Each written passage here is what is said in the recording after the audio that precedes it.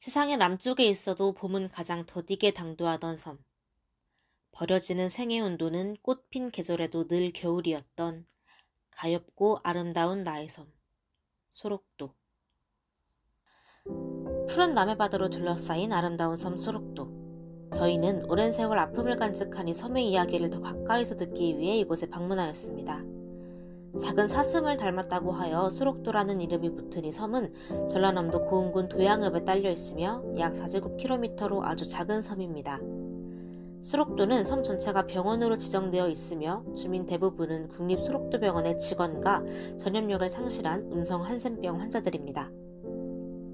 한센병 환자들이 소록도에 살기 시작한 것은 자의원이 설립된 1916년부터였습니다.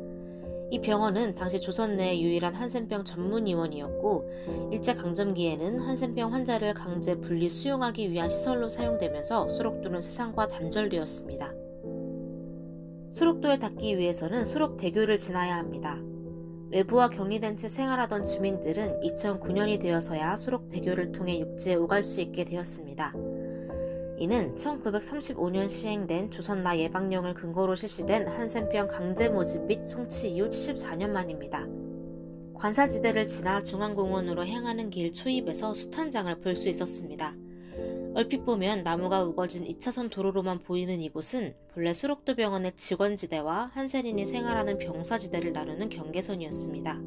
부모와 함께 섬에 들어왔거나 섬에서 태어난 아이들은 5살이 되면 부모와 헤어져 직원지대 쪽에 자리한 미가마 보육소에서 살았습니다. 이는 감염의 우려 때문이었는데 완전히 격리된 부모와 자녀들은 한 달에 단 한 번만 면회가 허용되었습니다.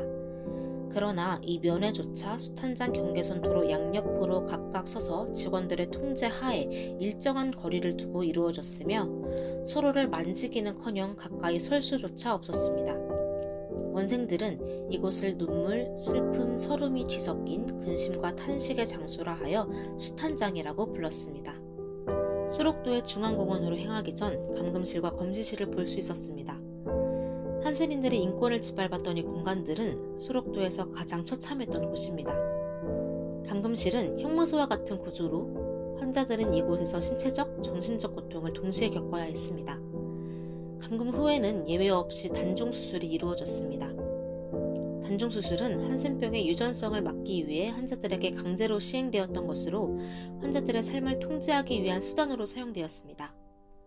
단종수술은 소록도의 어두운 역사를 대표하는 상징 중 하나로 남아 있습니다. 사망한 환자들의 시신은 검시실에서 가족의 동의 없이 해부되었습니다. 중앙공원은 한센병 환자 6만여 명을 강제로 동원하여 만들어진 곳으로 경관은 매우 아름답지만 한센인들이 겪었던 아픔과 슬픔이 고스란히 담겨 있습니다. 이곳은 소록도의 4대 원장이었던 수호 마사스의 탐욕을 상징하는 장소이기도 합니다. 수호 원장은 한센인들을 대규모 토목공사에 동원해 자신의 권력을 과시했으며 자신의 동상을 세워놓고 매달 정기적인 참배를 강요하기도 하였습니다. 또한 수호 원장의 지시 아래 수간호사로 일했던 사토는 한센인들 사이에서 악명이 높은 인물이었습니다. 사토 간호사는 한센인들이 옮기는 바위 위에 올라가 이들을 채찍으로 때려가며 잔혹하게 괴롭혔고 이로 인해 많은 사람들이 다치거나 목숨을 잃기도 하였습니다. 현재 중앙공원에 위치한 하나운 시인의 시비에 사용된 바위가 바로 사토가 한센인들을 채찍질하며 옮기게 했던 것으로 당시 환자들은 사토에게 맞아 죽든 돌을 옮기다 깔려 죽든 혹은 지쳐서 죽든 어쨌든 갖다 놓기는 해야겠으니 죽어도 놓고 죽자며 죽어도 놓고 바위라 불렀습니다. 중앙공원에는 그 당시 한센인들의 희생과 고통을 증언하는 역사적 증거들을 고스란히 간직하고 있으며 한센병 환자들의 아픔을 기억하고 이들의 존엄성을 되새기는 의미 있는 장소로 남아 있습니다. 소록도에는 빛과 같은 이름들도 남아 있습니다. 바로 오스트리아 출신 간호사 마리안느와 마가렛입니다. 이들은 1960년대 소록도로 들어와 40년이 넘는 시간 동안 한센인들을 위해 헌신하며 자신들의 삶을 바쳤습니다. 마리안느와 마가렛은 의료 환경이 열악하던 시절 한센병 환자들의 몸과 마음을 치유하며 그들의 가장 가까운 친구이자 가족이 되어 주었습니다. 그들은 단순히 환자들을 돌보는 데 그치지 않고 병과 함께 사회적 편견에 시달리던 한센인들을 사람 대 사람으로 존중하며 그들과 함께 살아갔습니다.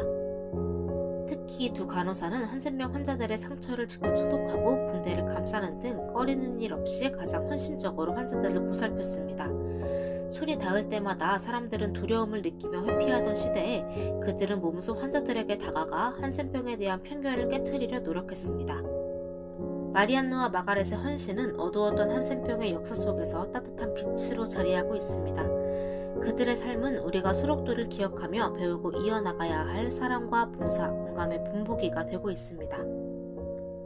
소록도의 이야기는 이 섬안에서 끝나지 않습니다. 섬 밖에서도 한센병 환자들에 대한 차별과 편견은 여전히 잔재하고 있습니다. 저희는 소록도에 방문한 후 소록도에서 일어난 차별, 배반, 고립의 문제가 비단 섬 내부만의 이야기가 아닌 현대사회에 사는 우리에게도 적용되는 문제라고 생각했습니다. 소록도는 단지 한센병 환자들의 역사가 담긴 작은 섬이 아닙니다. 이곳은 차별과 고통 속에서도 삶을 이어가며 희망을 찾았던 이들의 용기와 희생을 기억하는 장소입니다. 소록도의 이야기를 기억하는 일은 단순히 역사를 되새기는 것을 넘어 우리 모두가 더 나은 세상을 만들기 위해 할 수 있는 작은 첫걸음입니다. 차별과 편견이 없는 세상, 누구나 존중받으며 살아갈 수 있는 세상을 위해 현재에도 여전히 존재하는 편견과 차별을 없애기 위해 스스로를 되돌아보아야 합니다. 우리는 소록도의 이야기를 잊지 말아야 합니다. 또한 이 이야기들이 되풀이되지 않기 위해 노력해야 합니다. 이 작은 섬이 품은 이야기들이 우리 마음에 깊이 새겨지고 그 기억이 더 나은 미래를 향한 씨앗이 되길 바랍니다.